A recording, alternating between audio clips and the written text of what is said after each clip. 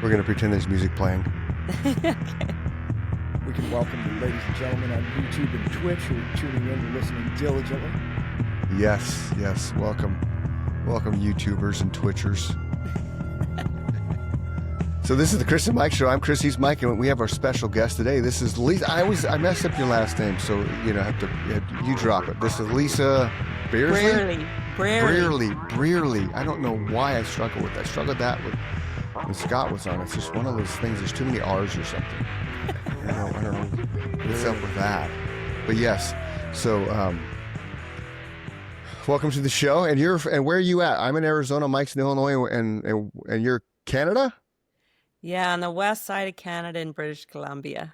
Well, welcome. Thank you for coming on, Lisa. Thank you very much. Yeah.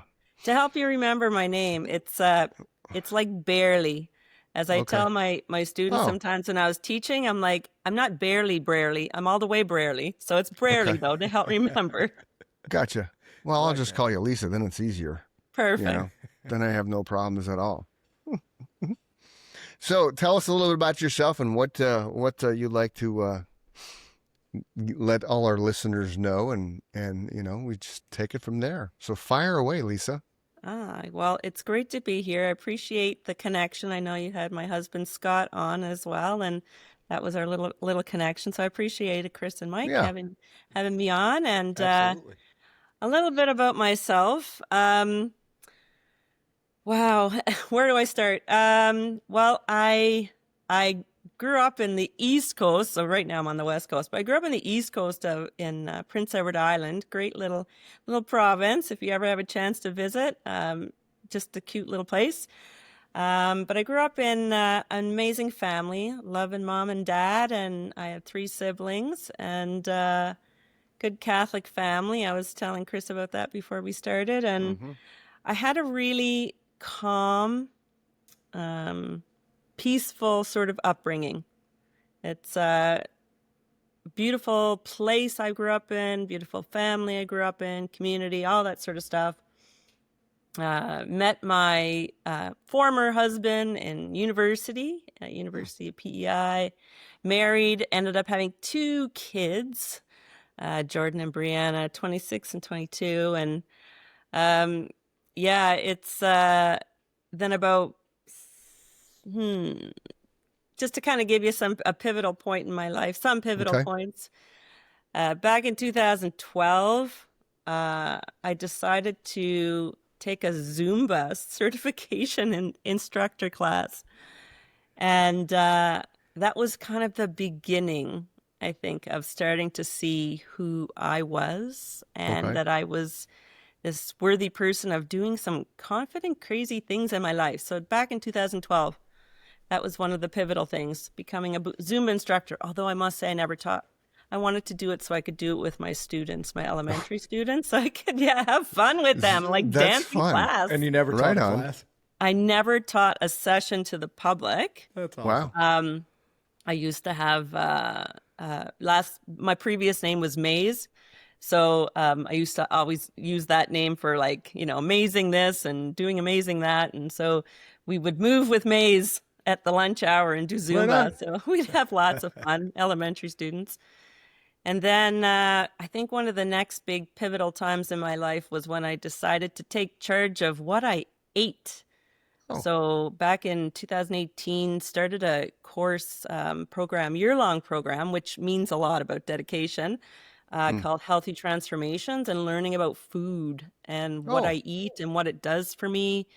And took it for 4 years in a row, like full 4 years. And we'd meet once a month, I think it was. And it was a doctor and a health behavior coach, which so many behaviors are involved in food.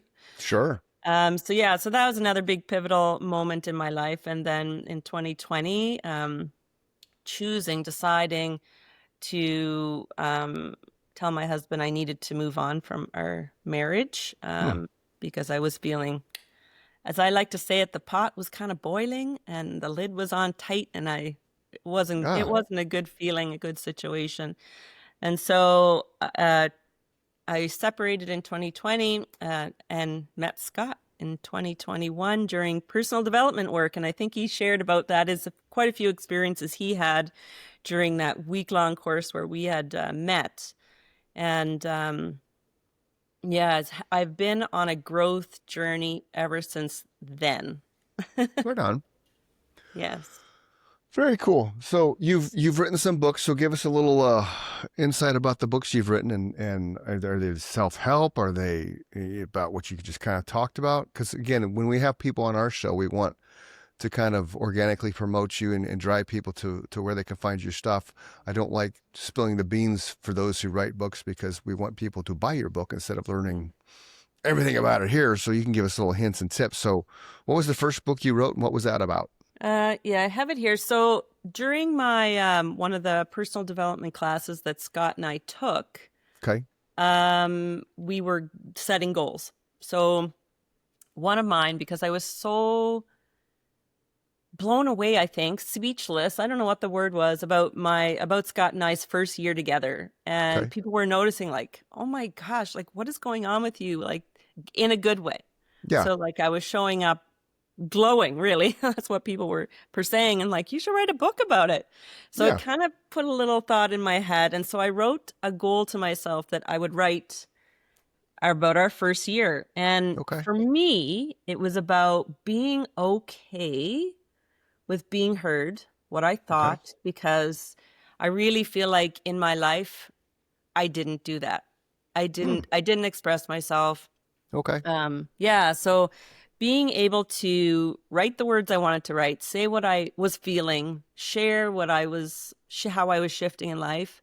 And so this is not a previous marriage bash at all. Oh, This okay. is literally about the week or the day I met Scott at that week-long personal development class, and the growth journey that I was on and what we did together, what we were on. And it's funny because when I started writing the book, and probably, I don't know, a few months before that, and I started writing it, I thought I was going to title it Why Scott? Like, that's what I thought. Why did I choose this guy? Like, why Scott?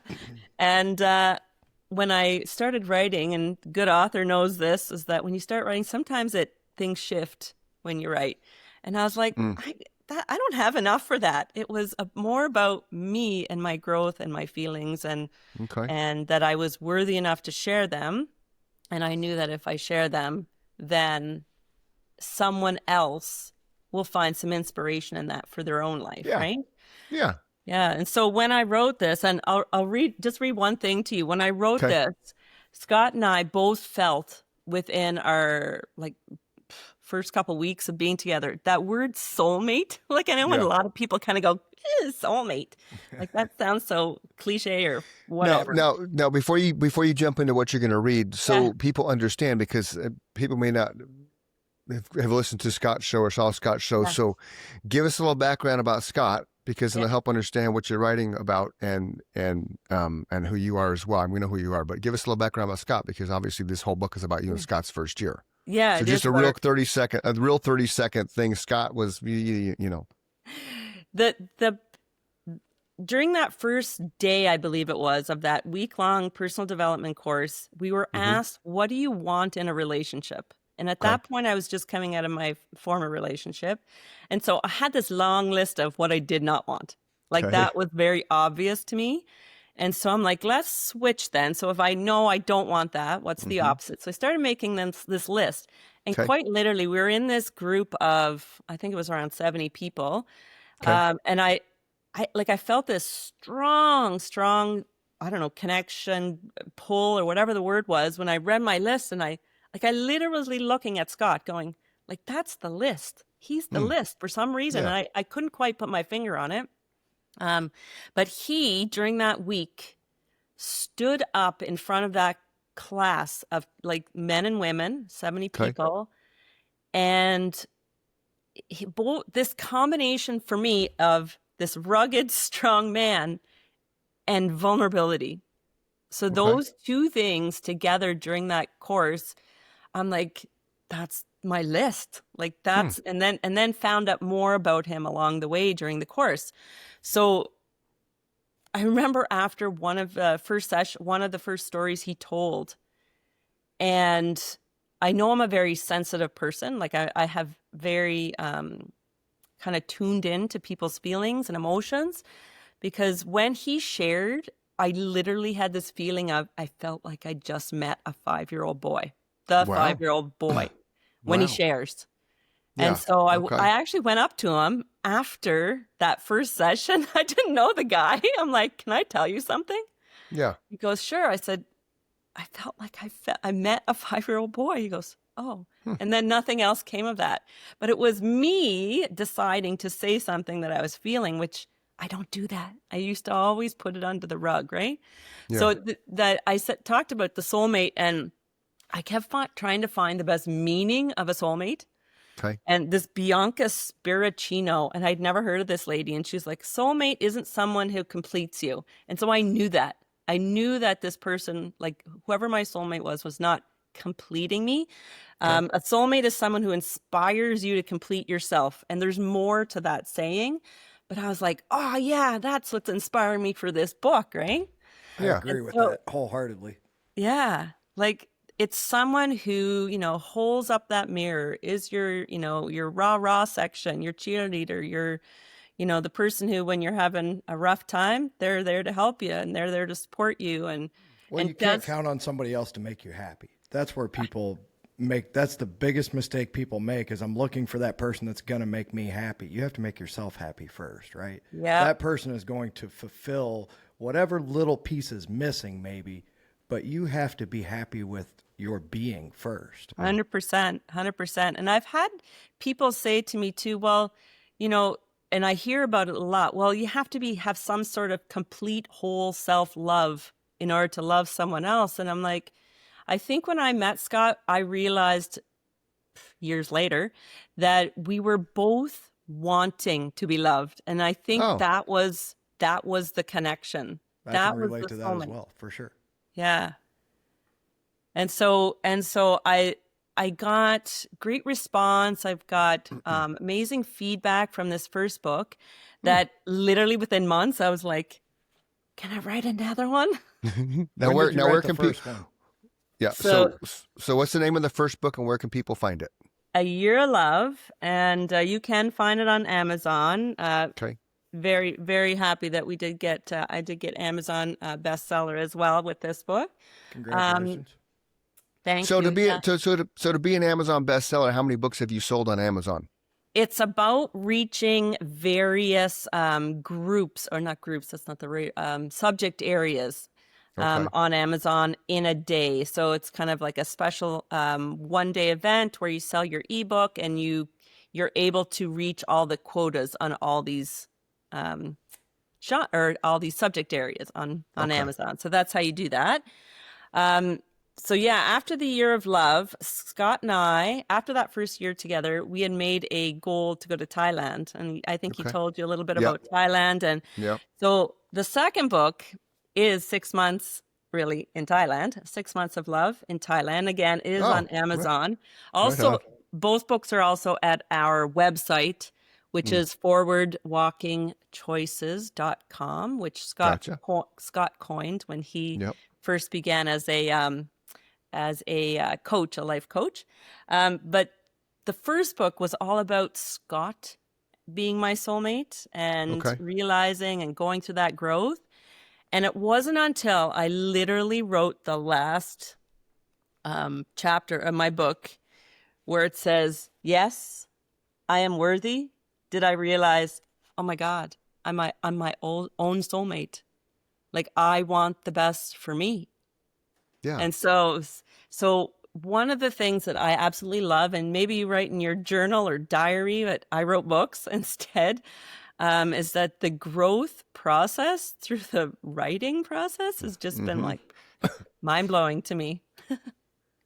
Yeah. I used to journal probably the junior year in high school, probably till I was like, I don't know, 30, and journaling on a daily basis. One, because I wanted to be a writer, and then two, because then I started, playing in bands with Mike and whatnot, and so the more you journal and the more consistent you are with it, then the more garbage you work through. It's in your soul, and then part of that journaling was writing poetry in the ballad format and stuff, which is where a lot of my songs originated from, at least the ideas. So there is definitely power in writing and doing it consistently, because you do, when you write something down, I forget what it is, but when you're learning and you write something down, and even though you're not necessarily learning when you're journaling and writing a book, but you retain it more. And it increases your retention so much more, so right. like a percentage.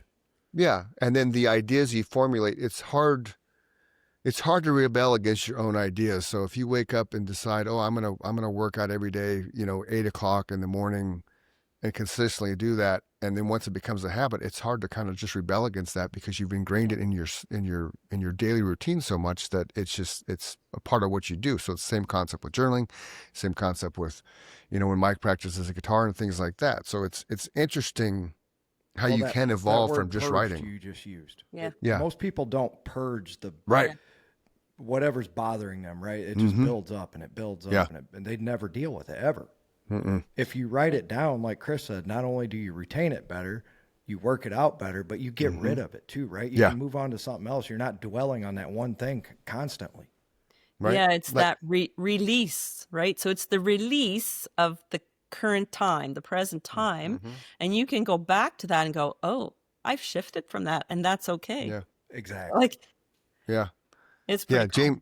James Hetfield recently was quoted as, he was on stage talking about the darkness and stuff. He was actually doing an introduction to Fade to Black, which Fade to Black's about suicide. James Hetfield was the lead singer of Metallica, in case you've been living under a rock.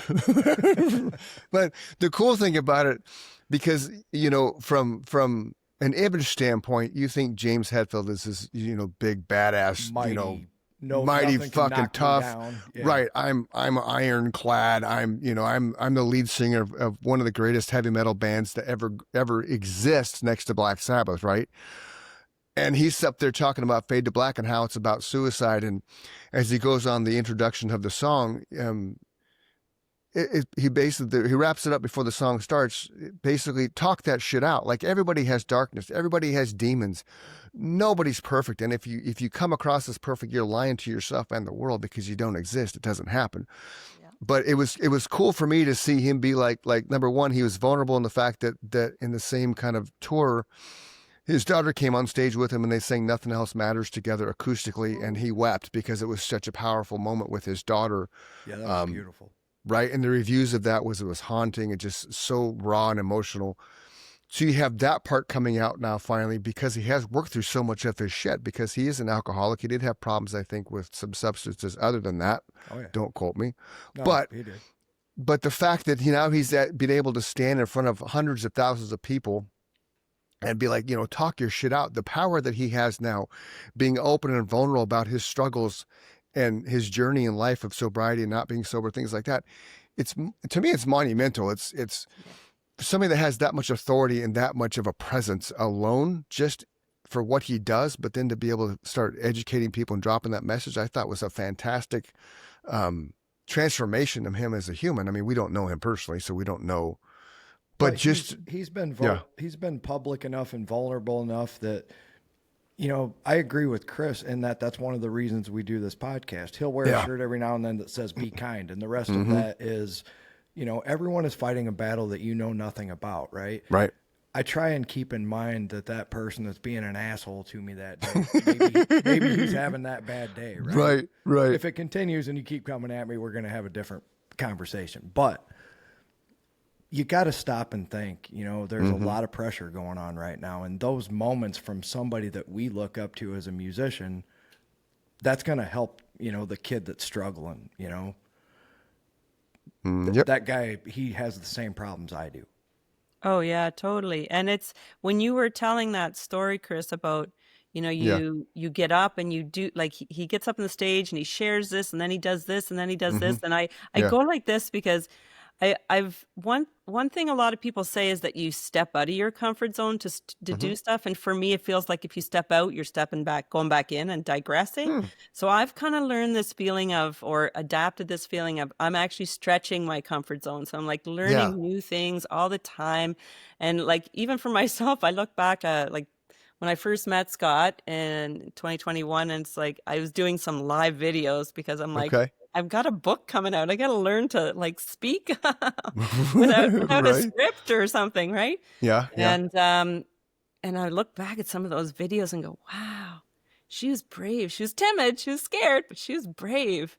And now it's like, wow, people say to me, you come across and I can speak for 20 minutes on a video and talk about whatever. And it's like, whoa, wow, times have shifted because I stretched myself, stretched my comfort zone. I can relate to that as well, for sure. Yeah.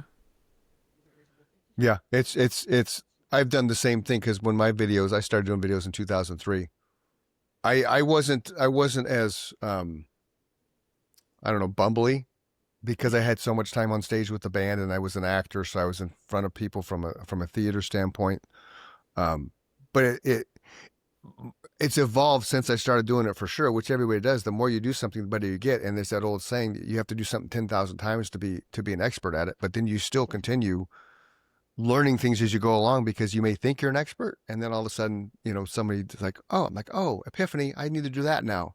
Well, I like that term, stretching your boundaries, right? Yeah, that's a really good, I agree. It's a great way to look at it because you don't want to go out and then, like you said, come back in. We want to go out and continue to keep going forward, right? Yeah.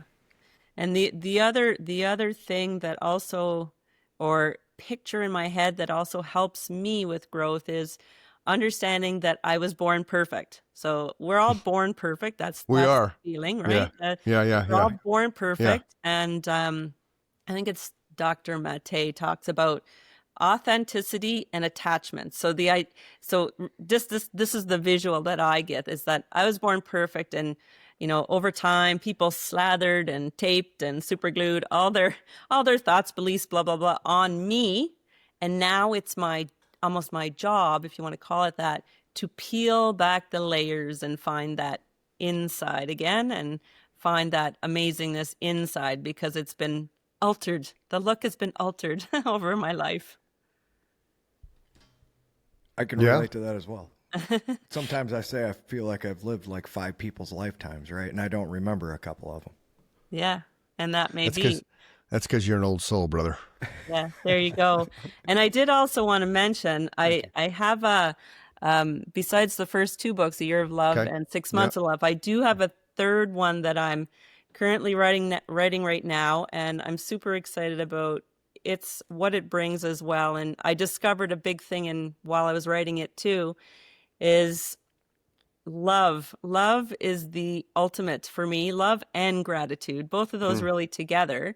But it's interesting how like these themes have been going through my life, and self-love is the big one. Mm-hmm. And then love for whatever is outside of me. So the title of the third book is called Love, just love. And it's called the infinite possibilities that can transform everything. So it's understanding that we can have that in our lives. Yeah. And so I'm super excited. And yeah, it is about the release or the purging, like you said, Mike, of the thoughts, the feelings. That's what books are for me. And I had mentioned I was a teacher as well. I'm still a teacher. However, I don't do it permanent in my own classroom. I substitute teach, but I thought I would give writing kids' books a try. Way back when I was telling you I did that program called Healthy Transformations in 2018, I learned a lot about food, and I'm still learning about food and what to eat and what's great for my body and really listening to my body. But my kids' book is called I Know, because kids know everything. That's kind of like, I know what to do. I know. Yeah. One of little man's best responses to things when we talk in the morning is, yes, I know. Like, I say it's time to go inside. Yes, I know. I know. You need to eat your sausage dog. Yes, I know. You I need know. to eat your waffle. Yes, I know. Toys. I know. Then your comeback needs to start being, then why aren't you doing it? Right. Just okay, do it now. Well, the first time you did it, it was such a subtle little cute response to something. It's just like, right on. Okay. Yeah, exactly. Very nonchalantly, Yes, I know. Yes, I know. So, Yeah. so my hope with this book is to encourage conversations because it's really meant for young kids, like 5 to 7 year olds, and it's meant to be read with parents or read in a classroom. And it's like this was my drawings, but this is it's to encourage conversation. Like there's a shark with the word no there, and Right. there's chips floating all around him, and just the question why. So to Right. encourage conversation, and at Good. the end there just is a brief on what do we really need as people, what do we really need to eat and consume, water Right. being the top one. So Yes. yeah, because as a teacher I witnessed a lot of spikes and lows and just mental health and social dysregulation, and when you see that lunch bag come in with like sugar and Yeah. more sugar and all, it's really hard. So the last few years of my class, I actually started doing a couple of fun things. The first of the school year, I would always ask my students, what's your favorite song? So Oh, you guys like that. So Oh, yeah. I actually had them pick their favorite song. So right on. 24 students, 24 songs. And every month we would do 3 or 4 songs, and I would choreograph the song. Okay. And by the end of the month, we invited all parents, grandparents, Oh, siblings cool. in for like the 45 minutes last hour on a Yeah. Friday. And Right we on. would dance to the 3 songs, and then we would have a veggie social where we would pass out veggies that we had cut up in the Cool. morning. Like this is grade 1. And it was like the best thing I ever did. And then I, of course, promoted veggies and lettuce because I look at those two things differently. But lettuce and veggies on your desk all day. If you want to eat all day, have veggies and lettuce on your desk all day. Go for it. A few people took me up on it, but parents loved that kids never came home with still a full container of veggies and lettuce, always empty. So they always ate it. I love that. Yeah. I have a bag of carrots and celery in my refrigerator at my office, just saying. I love know, veggies. We're So, all in yeah. agreement. Yeah. So, whenever I, go to the office and I'm a little hungry, it's like, oh yeah, I have, but I always bring my lunch though. So I never set myself up to fail when it comes to eating and whatnot. I'm always prepared because I eat very clean. I don't do Yeah. fast food and all that kind of stuff because it's just, it's just makes you feel like crap. I know. Tell me about it. And it's not worth it. It's like a hangover. It's terrible. Yeah. Like, Yep. yeah, it's interesting. When I had met Scott, I was actually on the verge of not having any more alcohol. Not that I was a raging alcoholic or anything like Right. that, or had Right. lots Right. to drink. But it was like I would have one in a month or something and go, that wasn't worth it. And then I met Scott, who's been sober for 23-ish years now. Right. Right. And I met him, and he didn't drink. I'm like, bonus, yes. And then he's telling me he's a diabetic, so he really watches what he eats. I'm like, yes. I'm like, this seems all perfect. Right. Yeah. Although he loved his coffee, and I just quit the coffee about 3 weeks ago. Oh Oh, no. why'd you do that? I've been having some weird health things go on, and so I'm eliminating things that could be affecting or whatever my body. So I may reintroduce it because I know I love my coffee too. Gotcha. Yeah, I drink 1 cup of coffee a day. That's it, with Whatever almond milk fits in it. in this and, is all I you know. drink every day, but I'm not giving And it up.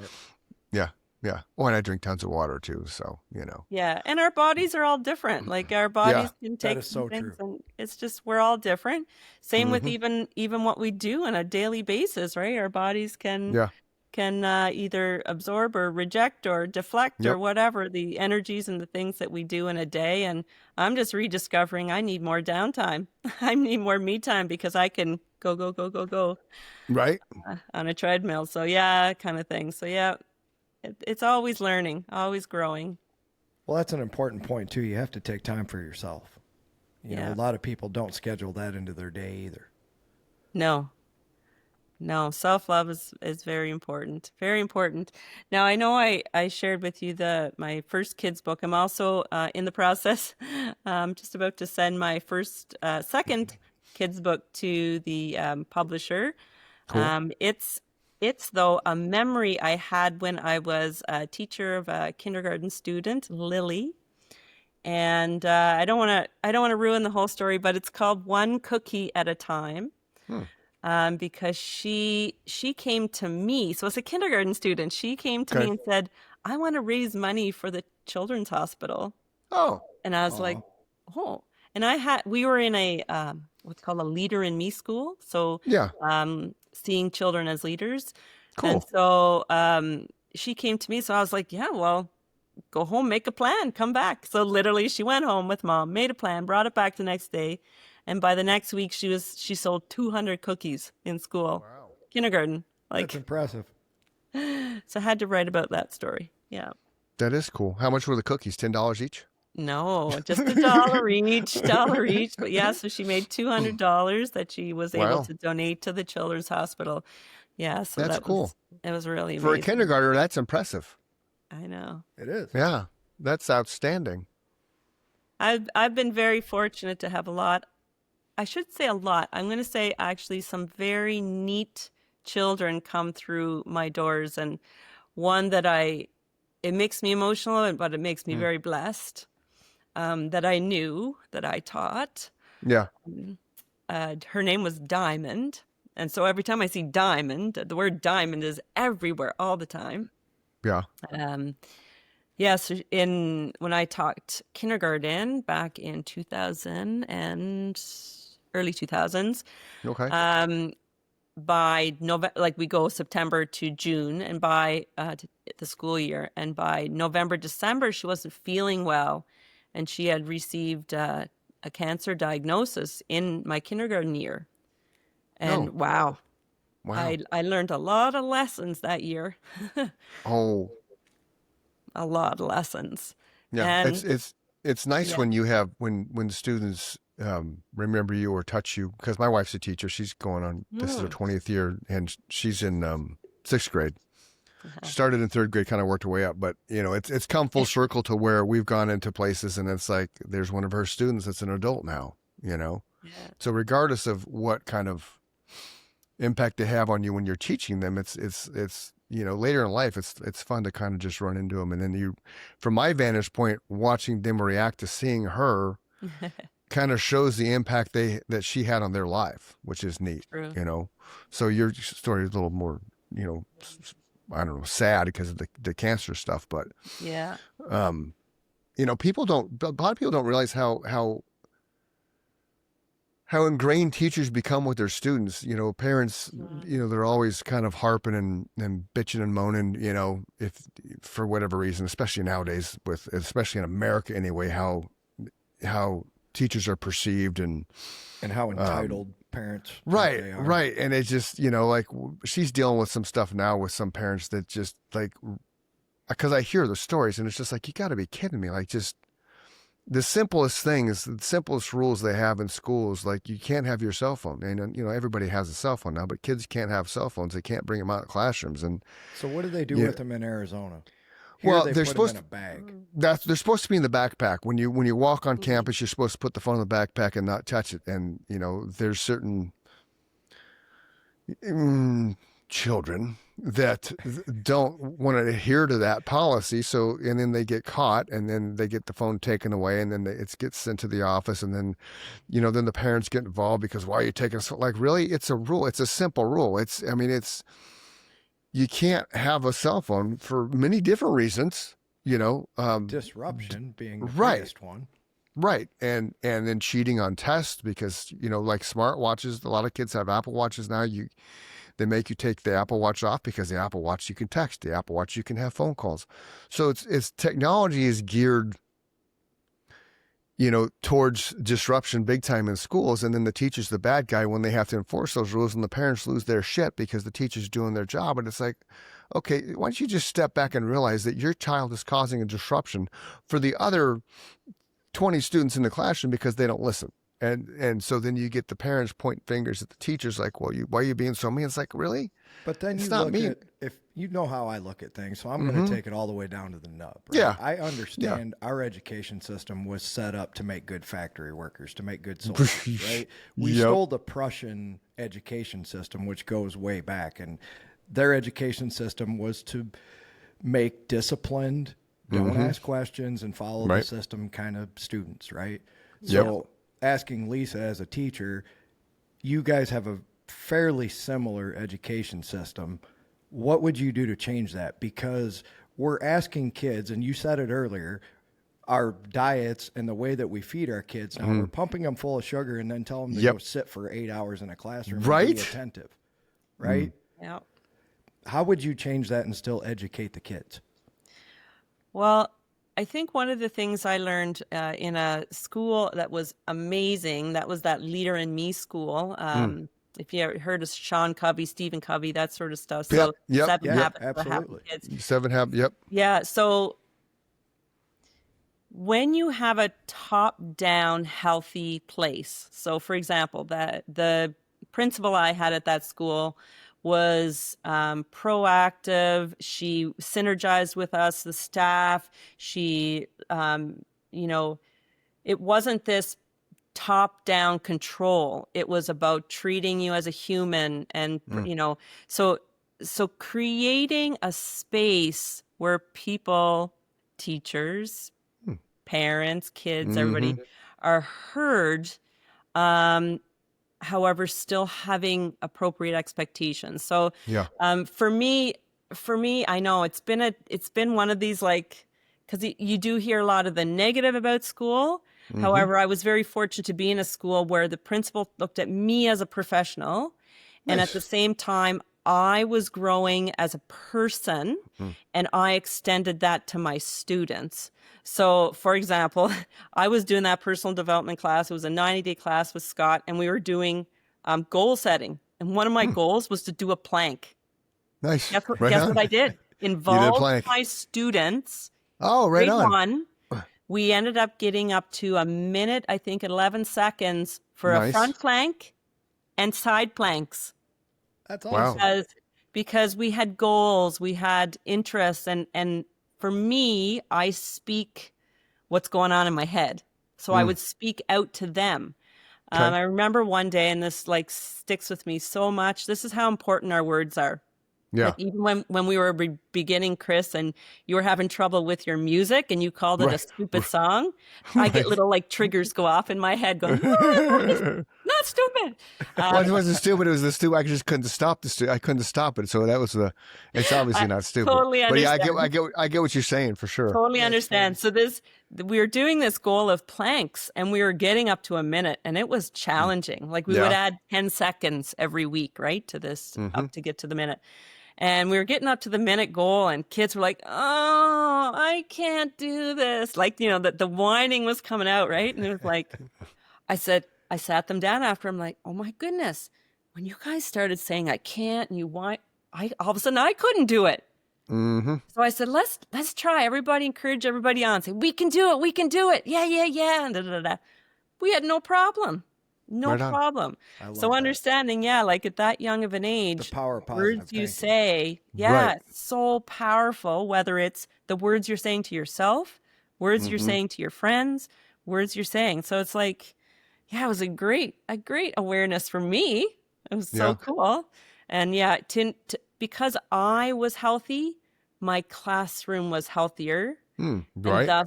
And thus, so that trickle down effect, right? It seems like in your teaching style, you kept them hyper engaged. And I think that's super important that the kids feel like they're part of the program, right? Yeah.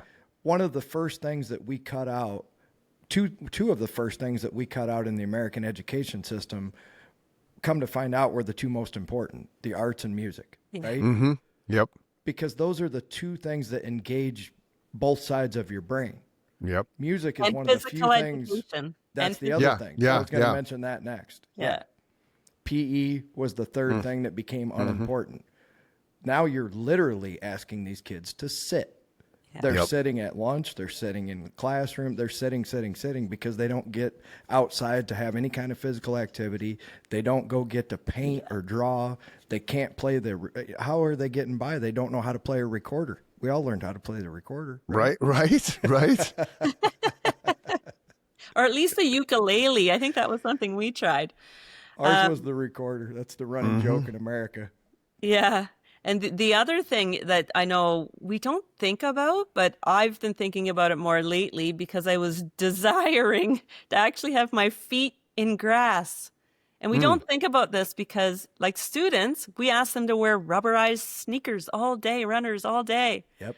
Like, oh, like they're not in tune with nature. So I actually used to take my sketchbook. So we would had these big sketchbooks, and we would take them outside for like an hour and sit in the grass and draw what we see, draw what we feel. Like, nice. Sometimes just those simple things like ground you or make you see something in a different way. It's pretty cool. Yeah. So little man, kindergartner. So you have to get greens. If he gets greens, he's a good day, and he gets yellows because he likes to hit. So Like when he with the hits, fist? yeah, I don't. Well, here's the thing. When I dropped him off, jig. Well, that's part of the problem because Jake will roughhouse with him. His dad roughhouses with him. His little brother, they all roughhouse. They're boys, right? So, and he has a little bit of speech issues. So that I think is kind of a precursor to the problem because I think he gets frustrated when somebody doesn't understand what he's saying. And then so that but at the same time when I dropped him off Monday, I had to go back because I forgot his water bottle. So, and it's 2 minutes away. So I went back. And then when I went back, him and about 6, 7 other kids are all playing criminals and cops. I'm like, well, that explains where the punching comes into play. Right. Right. We're playing a game. Right. So in doing so, because he got 2 yellows in a row. So when he's got consequences, because I have him every day, Lisa, from 6 to 8, I take him to school, and it's been that way since he's 3 weeks old. So he comes over and he's like, he wants to turn on the TV. I was like, no TV today. And he's like, well, why? And I was like, well, because you got a yellow yesterday. I said, I told you, you get yellows, there's consequences here. And so I kind of, do my little thing and kind of help him understand that if somebody hit him and he came home and I found out somebody hit him, I would be sad. So I said, so you're making that other kid that you hit, his pop sad. And so instead of watching TV, he ended up, because we live on an acre and we have chickens. So, and it was irrigation the night before. So he ended up on the back of the couch looking out the backyard window. And I was like, what are you doing? He's like, it's a movie out back, because the chickens were frolicking. The birds were kind of flying around everywhere, because when the irrigation comes, all the bugs come up to the top of the irrigation. And so they're all having a field day. So it ended up like legit for about 15, 20 minutes. We were just sitting there on the couch looking out back, because he said it was a movie in the backyard. So I thought that was kind of a brilliant little thing for him to kind of do, because we're not watching TV now. And when we watch TV, it's stuff about NASA and planets, because he wants to be an astronaut. So it's not like we're, boob tubing it with stupid shit, But it was fun that he came up with that concept. And like going outside with your drawing pad, right? Then you're kind of living in that moment, which was neat. So this morning, before we turned on the YouTube to watch some stuff about planets and Iceland's lava, because he loves lava, we watched a little bit outside time, and it was kind of cool. I never thought of it before. Yeah. Did you? A lot of parents, because they're stressed and they're trying to get through their day, you get a lot of intensity towards children, which children, they just freeze up, right? What I'm hearing from you, did you talk to your own kids that way, like rationally? No. No, I didn't, because like we talked yesterday we were on 600-pound podcast. I'm a first-time dad. So now I'm a first-time, I'm not old enough to be a grandpa, so I call it Papa. I was going to be impressed if you did. I didn't, because I didn't, when you're raising kids, and do you have kids, Lisa? Yes, 2. Yeah. Oh, okay. So when you're raising your own kids, you have all the pressures of the world on your shoulder, because you're entrusted to take these tiny little things and mold them into good contributing human beings, So I think the stress with that, because Nikki and I, neither one of us had any real example. I had no example of a father. She had no real example of a mother, because her mother passed away when she was young. And then her dad kind of kicked her to the curb, and she came out here with her step monster when she was 12. So we just were kind of flying solo. There was no village helping us. So as I would say with Skylar, absolutely not. With Skylar, I wasn't. I was freaked out. It was a little kid, and you had nothing. I had nothing to compare myself to. You know, does that make sense? Absolutely. You had no foundation, right? Right. So when Jake came around, it was 5 years later. And there were moments with him that I would catch myself, kind of like that baseball story I told, that was wrong, but my intention was good. And then when he and I talked about it, I realized, okay, we framed this properly now. So now I know not to do that, not that it was bad, but it embarrassed him. So we kind of created a level playing field where we kind of understood the boundaries and things. So once that kind of came up, which I think he was about 7 or 8, then I probably, my conversations were geared more towards like with little man. It's just like, hey, reverse the role. If you get hit every day and you come home and tell me you get hit, that's going to hurt my feelings, because you got to talk at a kindergartner's level, right? You can't use big words and big circumstances. It's like when you get hit at school, it hurts my feelings, and I'm your pop-up, and I don't want you to get hit. I don't want you to get hurt. So I'm hoping that kind of registered with him. I don't know. Time will tell. I just think that's important for parents to hear, because I've never seen a situation get solved by screaming at a child, right? True. If you talk to them like they're little human beings, you got to just put it into perspective. They're a human being too. They're just at a different place in life, right? You still have to talk to them rationally. Mm-hmm. The one thing I've learned and I incorporated with Anthony that I didn't necessarily do with my kids was I go down to his level. That's what I'm saying. I mean, but physically I go down to his level. Yeah. So I'm not looking down and he's not looking up. That's important too. Right. So when I coached Jake and Skylar's sports teams, I never did that. And it didn't dawn on me till we got Anthony into flag football. And then I had all these tiny little kids because they're 3 to 4 year olds. So I just sat, crisscross applesauce, and then we were all eye level. And then the engagement I got because of that, it was a noticeable difference from when I was teaching Jake when he was doing flag football and Skylar when she was doing softball, because I was always standing. So now you're talking to them, not at them. Right. Right. So that's one of those things, life hack parents, get down to your child's level and talk to them as opposed to them looking down on them. Because I think and you're a writer and a teacher, Lisa, you may relate to this, looking down on them and them having to look up to you, I think can be intimidating. Well, especially things that Lisa brought up, and you're making this point now, is make sure that they're engaged with you. Don't talk at them too. Correct. Don't just scream orders, or even if you're talking, don't just say, here's the way things are going to be. Make them be a part of the conversation. Like you asked him, why are you hitting them? Why is this going on? Don't just say you can't do that and leave it at that and you're in trouble. You're in trouble for hitting and you're grounded for a week and now the conversation's over. Well, and our dynamic, my parents would sit us down and we would have to be part of the conversation. Sure. And when as he matures, then that level of involvement will increase because he'll have a better understanding of it. When he first did it, I asked him, why did he? I don't remember. I'm like, you do remember. You can remember when Uncle Jake is going to buy you a Power Ranger that he told you 7 months ago. So I don't believe that you can't remember. And then that kind of opens that door a little bit. And then, I was frustrated or, was angry or something. I was like, okay, well, there's a better way to deal with your anger. Is just step back, take a deep breath, or go find your teacher, say, hey, I'm upset with Johnny because Johnny's not listening to me, whatever the case is. But it's one of those things that I've learned with raising both my kids and now having Anthony and Tripp, the other grandson.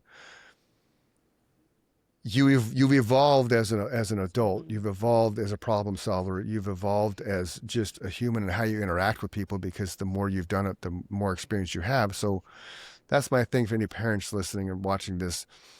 Go down to the level, because I still do it with Anthony. I still do it with Tripp. When I go outside and they're there, I drop to the ground. I literally drop to my knees. So we're this level when they're coming at me.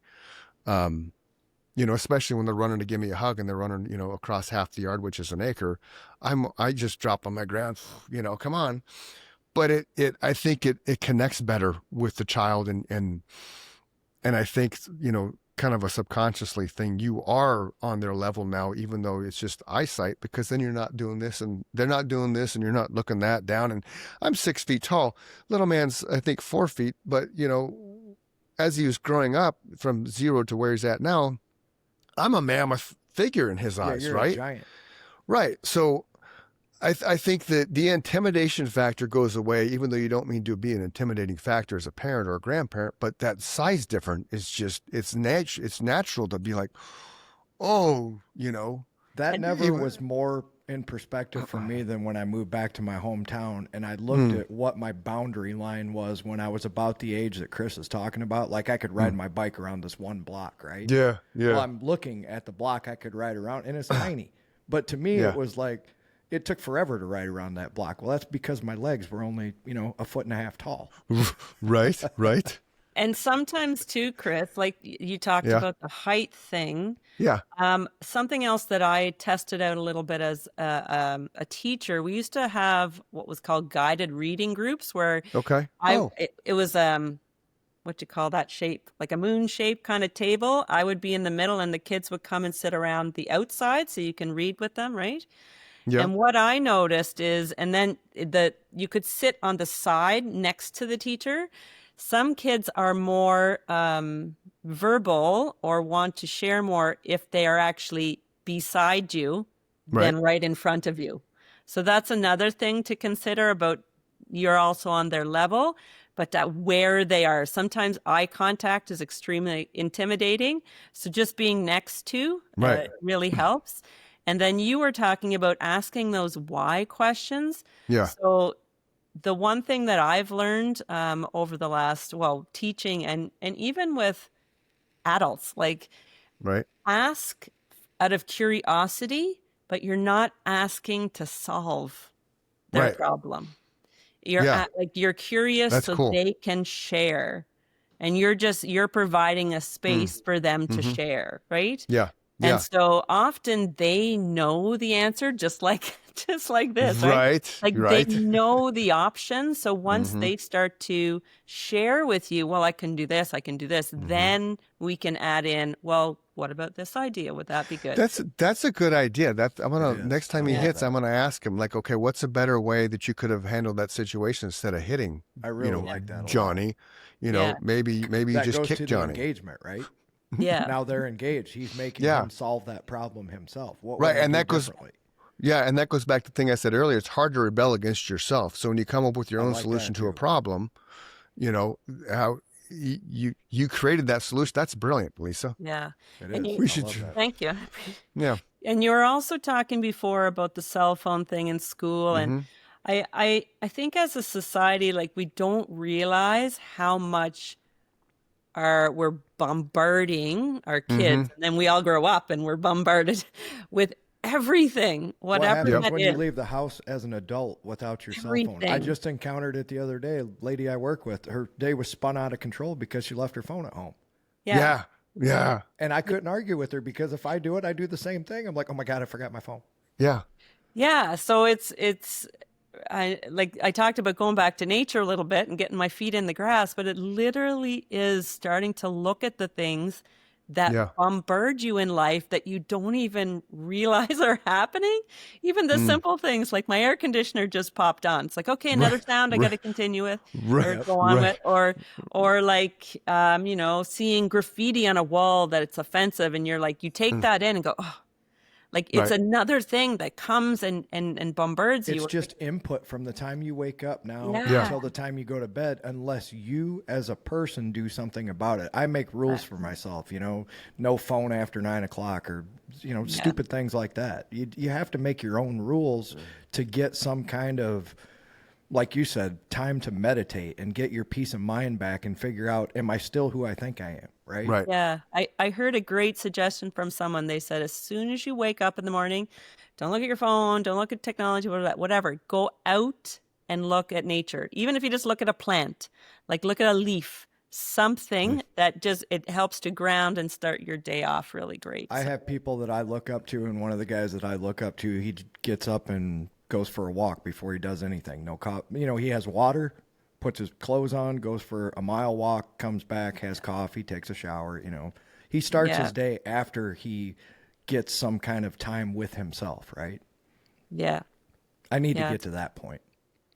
It's an evolution, and we often, I think, put ourselves down and we're not as good as, the neighbors or whatever it is. It's like, no, we're perfect. We're just going to keep going, keep testing things out and keep doing things. And the big thing that Scott taught me is be gentle on yourself. Be gentle on yourself. You're doing great. I like that too. And I kind of do that unconsciously without putting it into words. I make sure that I take care of myself first, because if I don't, then I become the person I don't like, and nobody wants that, including me. First and foremost, me, right? I like to be nice to people. I like to help people. But if I don't protect my own peace of mind, and I think we're all three in the same boat, we're not going to be the people we want to the people that love us. Right. And 100%. I'm careful to educate those people that Chris knows, because I tell him some days I'm having a shit day. It's like, it's not you, man. It's me. No, and we all have shit days. It's how you address the shit day. You do the same thing for me. Yeah. You have your days too. You're like, hey man, I'm off today. I'm just telling you up front. He's always honest about it. Yep. Yeah. And I think that's super important. Communication is key, right? Well, I know that I didn't just lose one of my best friends. I know he's just having a bad day, and tomorrow's going to be Chris again, Yeah, exactly. You don't have to worry if someone tells you up front. And it's the same thing with the children. If you're having a bad day as a parent, tell your children. It's not you, Yeah. Dad's having a bad day. Mom's having a bad day. My parents did that. I've told Chris 100 times, the one thing that I pride my parents on is they weren't yellers and screamers, right? They were, we're going to sit down and have a talk. And there was nothing, my mom would say, we're going to have a little talk. And there was nothing little about talk, right? It went on for hours sometimes.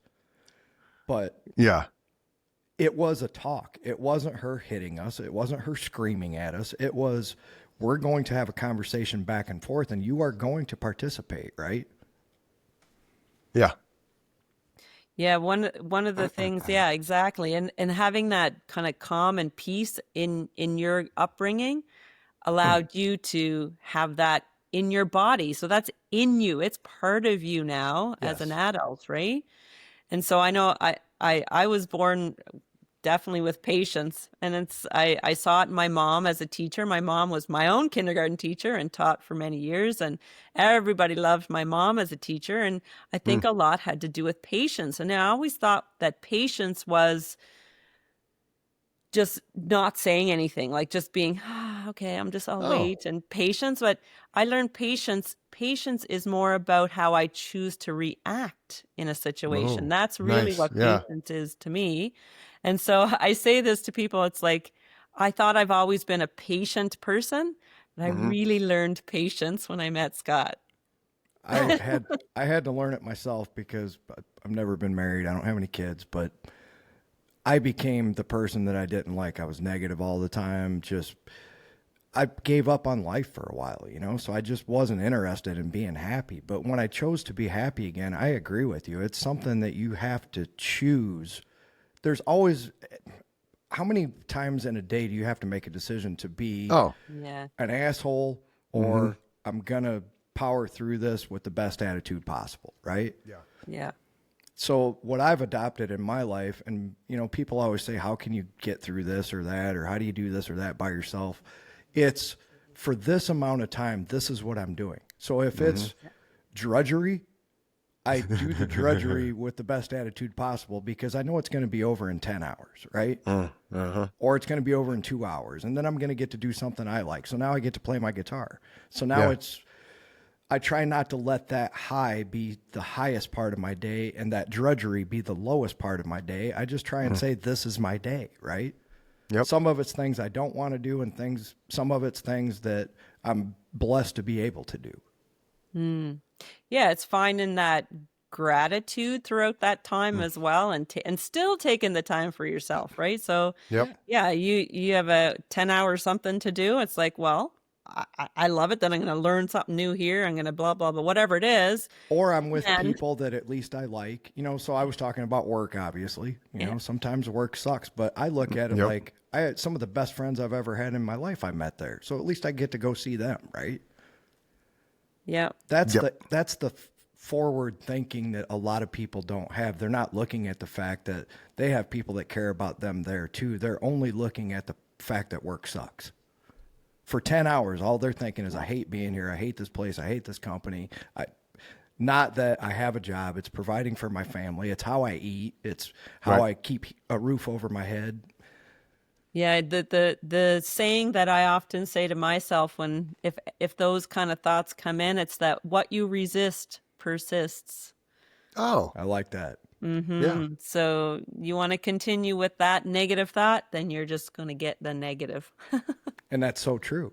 And Yeah. that's what I got for that period of time where I got to the darkest place in my life where everything was negative and I was always right and everybody else was always wrong. And holy shit, that's not reality. Because I'm rarely right about anything. And isn't it cool that you can look back and go, that's what I used to do. Now I choose something different. It is. And I told Chris yesterday on that, on the 600 pounds down podcast we were on, like, you got to become the person that nobody likes living more than you, right? You have to be able to say that. Mm-hmm. Yeah. I love getting up in the morning and having another opportunity to see what life has to offer and how I can help society and myself at the same time, right? How can my positivity and overcoming my demons help the next person do that so that they can enjoy a quality of life that I found, right? Exactly. Yeah. And taking care of yourself is priority. That's another one of those visuals that I have. It's that really you can only give to others when your cup is full and overflowing, right? So you need to remember, take care of yourself. Yeah. Very cool. Yeah. Right on. So where can people find you again, Lisa? So you can find Scott and I at forwardwalkingchoices.com. Okay. And you can find all three of my books on Amazon as well, also on the Forward Walking Choices website. Nice. And on all social media platforms. And I know I'm on your amazing podcast, but we also, Scott and I, have our podcast as well, Soulmates and Suitcases. Yep. And we're excited to see you there. Video is on YouTube and audio on Spotify. Right on. Yeah. All right. Well, we always wrap up the show like this. If you're having a bad day, if you're feeling depressed and suicidal, don't do it. There's a hole in somebody's heart that you're going to leave. Somebody does love you. Somebody will miss you more often, more people than you think. So find somebody that you can, as James Hetfield says, talk that shit out, man. And wake up tomorrow and let's start a brand new day. For Mike Michaels, I'm Chris Dunham. She's Lisa Brearley. Did I do that right? Brearley. I was so close, man. This is the Christian Mike Show. Tell Scott we said hello. You guys are an awesome couple. Thanks again, Lisa, for coming on. Tell Scott I said hey as well. Appreciate it. I will. Thanks, Chris and Mike. I appreciate it very much. You're welcome. You're welcome. Don't go away when we sign off because we got to make sure you're uploading properly. Okay. All right. Thanks. So until next time, everybody, we'll see you. Love you, brother. Love you too. Peace. We're gonna fly